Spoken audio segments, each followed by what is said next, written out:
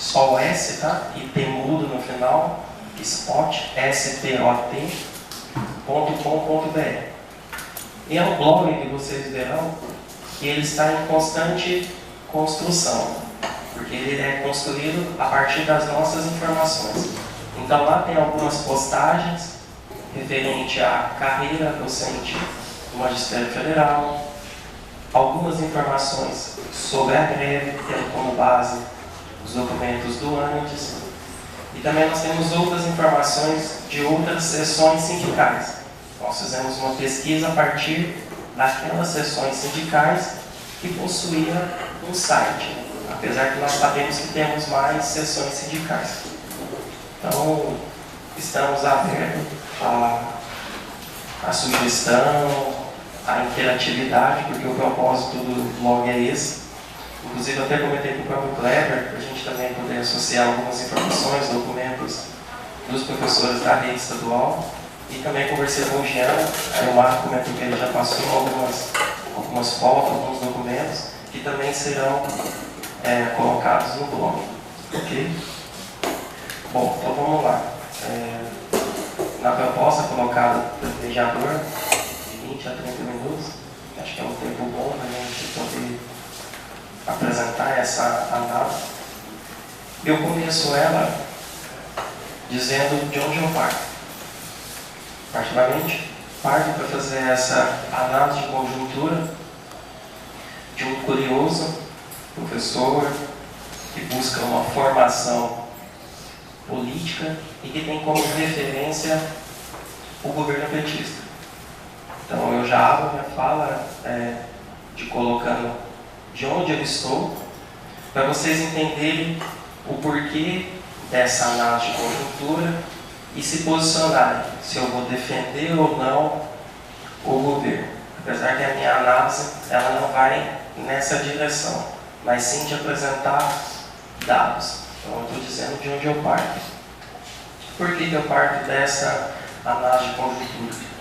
Porque essa conjuntura nós temos que fazer um pequeno retrocesso para poder entender onde estamos hoje. Acho que primeiramente fazendo um recorte das últimas eleições do ano passado, principalmente a nível para presidente, a forma como foi a disputa, em que foram colocados os projetos de país em disputa, e nesse sentido, o qual o grupo que eu faço parte, dentro do PT, tínhamos na candidatura da presidente Dilma aspirações, não essas que estão sendo implementadas, isso é bom deixar bem claro, mas são aspirações que a fizeram se eleger no segundo turno como foi. Então, diante dessa plataforma política, assim, claro, inclusive vocês podem recuperar em relação a pontos sobre a reforma política, a sinalização de apoio ao movimento que teve o ano passado do plebiscito da reforma política, que nós tivemos no dia 7 de setembro. Mais de 7 milhões de assinaturas reivindicando um plebiscito popular com qual o objetivo? Fazer uma reforma política, mas não essa reforma política que está sendo discutida hoje na Câmara. E uma outra análise também, e aí não só eu, mas é só a gente pegar os analistas. Hoje nós temos uma composição do Congresso Nacional que, tirando a época da ditadura, é um Congresso Nacional que a sua maioria tem como representantes membros de vários segmentos. Temos a bancada evangélica, a bancada ruralista, temos a bancada dos empresários, e é um Congresso Nacional que, pós-redemocratização, é uma bancada, é um Congresso que nós temos o menor número de representantes da classe trabalhadora. Por que eu estou dizendo isso? E também é importante a gente entender esse cenário do nosso Congresso hoje.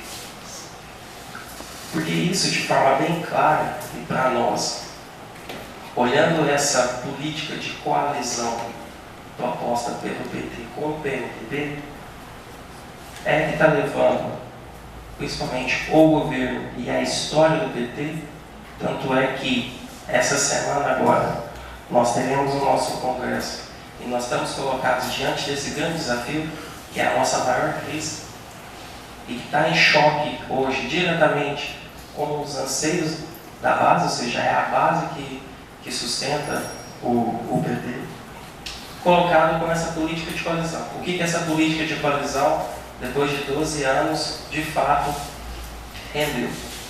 Então, é importante eu fazer essa ressalva para a gente poder entender um pouco essa conjuntura e entender que quando nós, principalmente no início do ano, chamado Plano Levi, o que seria esse Plano Levi?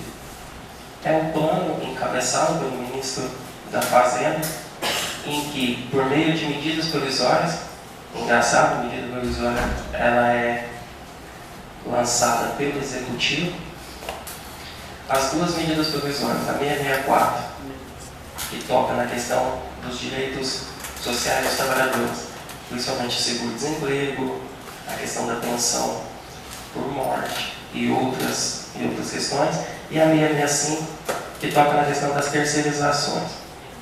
Ambas as medidas elas foram aprovadas na Câmara dos Deputados, agora elas estão em discussão no Senado, algumas já em processo de discussão, outras com a entrada na pauta marcada para esse mês de junho.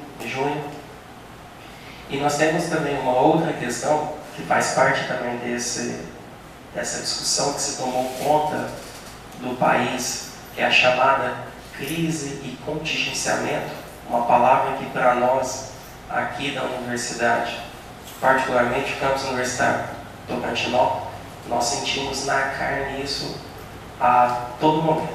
E é bem sério mesmo, a ponto de ter restrições a usos de espaço público por questão de gastos básicos, né?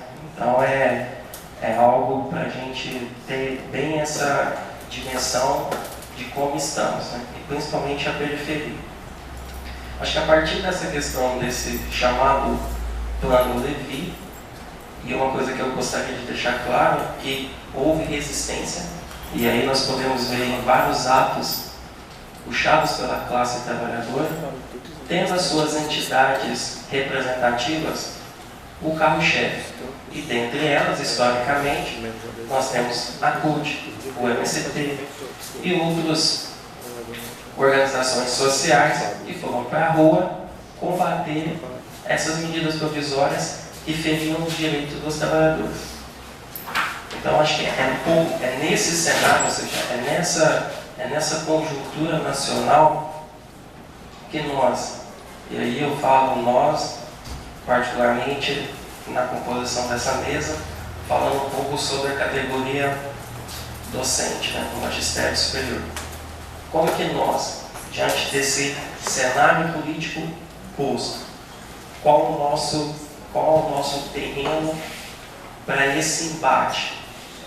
Porque esse embate, esse acontecimento agora em maio, que é a deflagração da greve, é algo que pode parecer para nós aqui, o UFT, Tocantinópolis, como algo tirado da cabeça dos gênios. Mas não.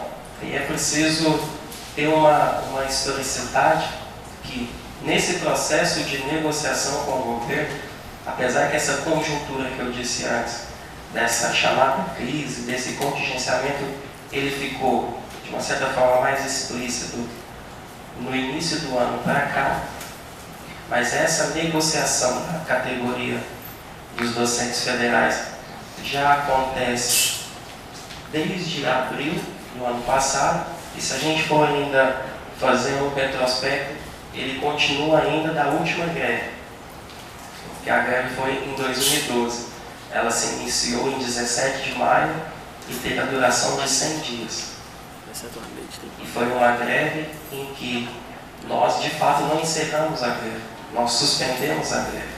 Isso é uma postura adotada pelo sindicato do ANCA, sendo que aí é uma outra coisa também que é importante nessa análise de conjuntura, principalmente na nossa categoria docente federal, é essa situação sindical. Porque hoje nós não somos a única representação coletiva dos professores.